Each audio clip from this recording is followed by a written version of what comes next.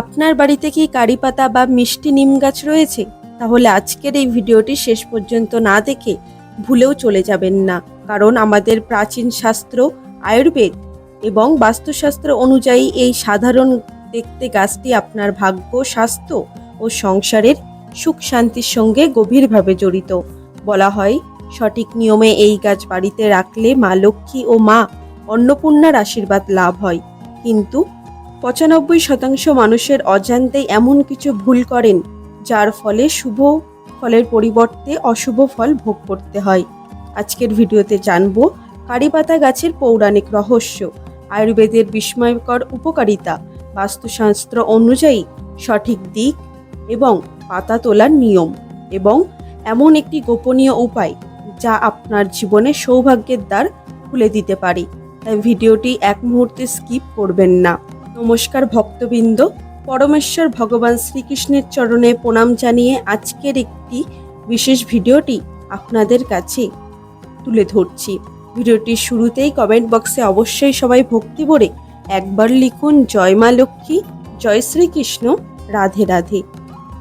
আপনার একটি জয় মা লক্ষ্মীর মন্তব্য ভক্তের প্রকাশ্যে পাশাপাশি এই পবিত্র আলোচনাকে আরও বেশি মানুষের কাছে পৌঁছে দিতে সাহায্য করবে। আজকের ভিডিওটি শুরু থেকে শেষ পর্যন্ত মনোযোগ সহকারে দেখুন, কারণ শেষের দিকে আমি এমন একটি বিশেষ শাস্ত্রসম্মত উপায় জানাবো যা বহু মানুষ জানেন না। যদি ভক্তি ভরে সেই নিয়ম পালন করেন, তাহলে শাস্ত্রের বিশ্বাস অনুযায়ী সংসারে সুখ, শান্তি ও সমৃদ্ধির পথ আরও সুদৃঢ় হতে পারে। চলুন আর দেরি না করে শুরু করা যাক আজকের এই বিশেষ আলোচনা। ভক্তবৃন্দ, আমাদের পরম পবিত্র সনাতন হিন্দু ধর্মে প্রকৃতিকে কেবল জড় পরিবেশ বা মাটি পাথরের সমষ্টি হিসেবে দেখা হয় না।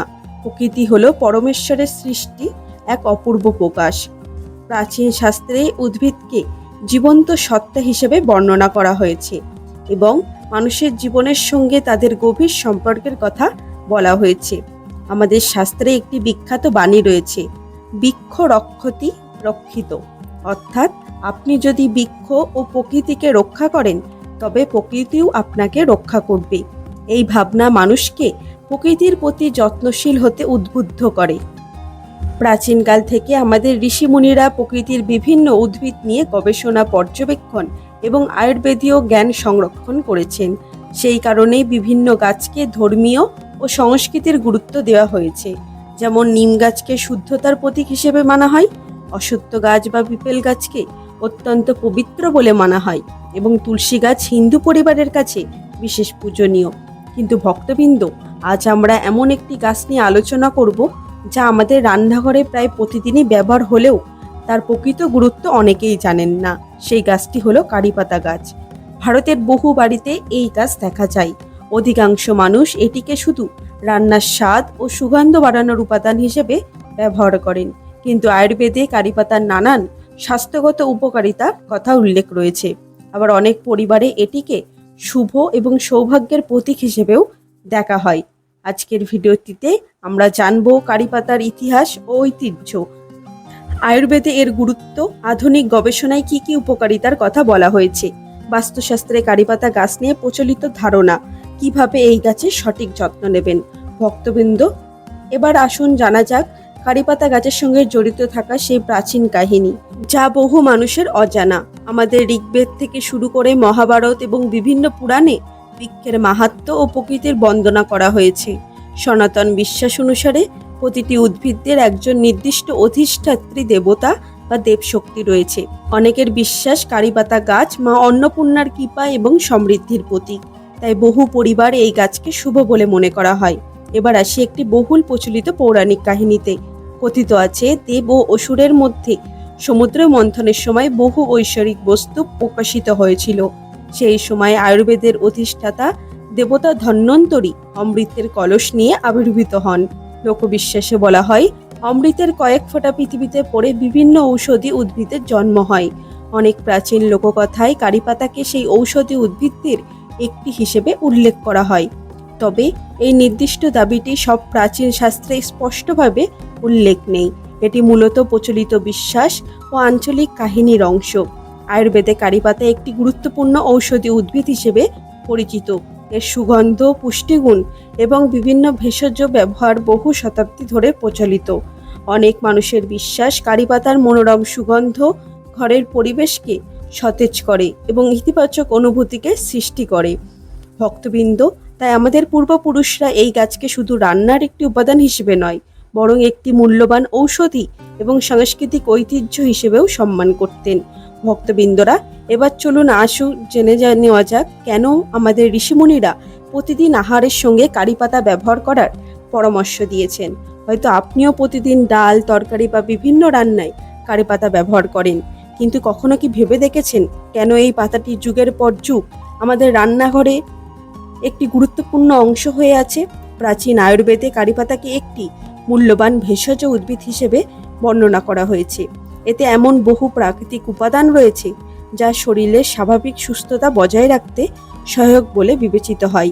আধুনিক গবেষণাতেও দেখা গেছে কারি পাতায় antioxidant, vitamin A, vitamin C, iron, calcium এবং বিভিন্ন উপকারী উদ্ভিজ্জ যৌগ রয়েছে।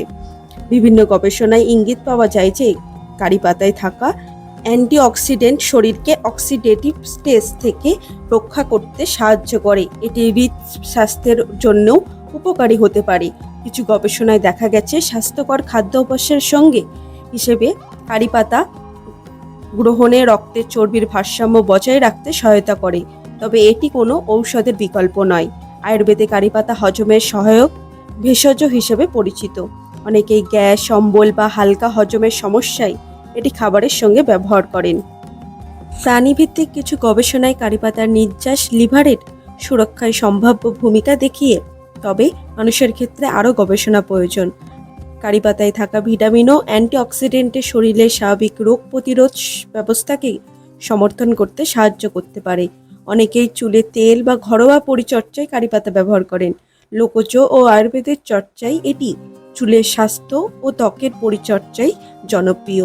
যদিও সব দাবির পক্ষে শক্তিশালী বৈজ্ঞানিক প্রমাণ সমানভাবে প্রতিষ্ঠিত নয়। ভক্তবৃন্দ, মনে রাখবেন, কারি পাতা একটি উপকারী ভেষজ হলেও এটি কোনো রোগের নিশ্চয়তা চিকিৎসক নয়। আপনি যদি ডায়াবেটিস, হৃদরোগ, লিভারের সমস্যা বা অন্য কোনো দীর্ঘমেয়াদী অসুস্থতায় থাকেন, তাহলে নিয়মিত চিকিৎসকের পরামর্শ মেনে চলুন। ভেষজ ও আয়ুর্বেদিক উপায় ব্যবহার করার আগে একজন যোগ্য চিকিৎসক বা আয়ুর্বেদের বিশেষজ্ঞের পরামর্শ নেওয়া উচিত।